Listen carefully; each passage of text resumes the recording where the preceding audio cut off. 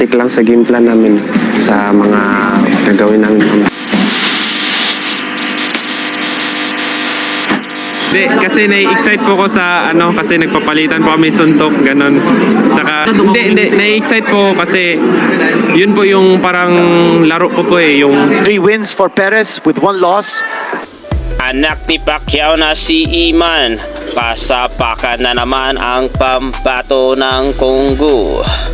Muling ipasisilip sa madla ang bigat at tindi na mga suntok na namana ni up-and-coming rising star Emmanuel Joseph Iman Bakusa sa kanyang ama na nag-iisang 8th Division World Champion Manny Pacman Pacquiao kontra sa kauna-unahang foreign boxer na katunggali sa katauhan ni Congolese Arno Darius Leroy. Makita sa 6th round lightweight bout sa darating na Manny Pacquiao Presents Blue by Blue sa Marso 20 sa Okada Manila Hotel and Casino sa Parañaque City.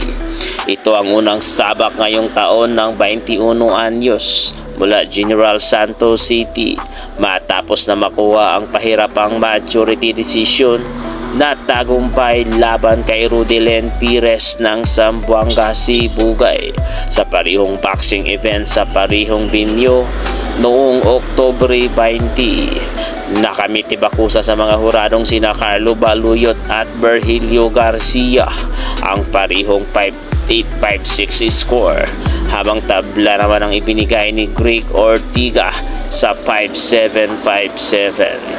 Impresibo naman sa kanyang unang 4 na laban ang tubong Tagum City Davao del Norte na si Bakusa na may malinis na 5-0-1 record kasama ang 4 na panalo mula sa knockouts. Bago ang huling panalo ay nauna nang ipinabagsak ni Bakusa si Noel Pangantao noong Disyembre 15 2023 sa harap ng kanyang ama. Ilang araw bago ang karawan nito sa General Santos City. Sunod na naging biktima ng 5'10" orthodox boxer sina Gerson Bakluhan, John Clyde Langahin at Region Arquita na pare-parehong nagtapos sa 3rd round stoppage noong isang taon. Nagtapos naman sa tabla ang debut bout nito laban kay Jumelki Damat sa Mandaluyong City noong Setyembre 23, 2023. Nag-advise siyang Manny, lagi kang mag-train hard. Huwag mo indahin ang both fights. Kung ano iyong training mo noong nakaraan, ganun pa rin ang gagawin mo sa susunod. Keep on improving lang. Pahayag ni Bakusa sa unang panayam ng media rito. Masayang-masaya ang puso ko saka nagpapasalamat ako sa lahat ng taong sumusuporta sa akin. Saka sa pamilya ko, sa daddy ko na pinagkukunan ko ng motivation at inspirasyon.